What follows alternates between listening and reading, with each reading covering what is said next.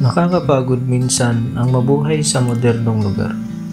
Mga ingay ng motor, sasakyan at iba pang mga gamit diyan. Madalas nakatutok lang sa screen dahil sa mga kailangan gawin. O kung hindi man, napapagod ang isip dahil sa mga kailangang isipin. Ngunit ang mga gawa ng may likha ay talagang kahanghang. Sari-saring tanim ang kanyang nilikha para sa atin.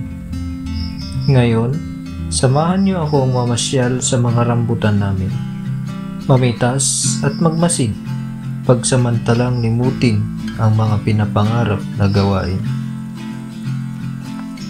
Habang pumipitas ay minamasdan ang kagandahan ng prutas.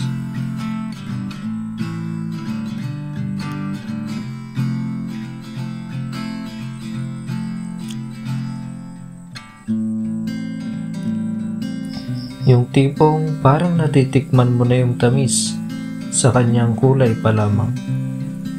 Minsan, kailangan din natin mag-relax pagkatapos ng mahaba-habang trabaho.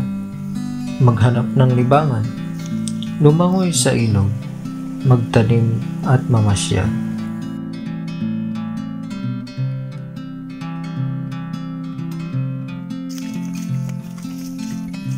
Samahan niyo ako na mag-enjoy at mag-discover pa ng mga bagay-bagay.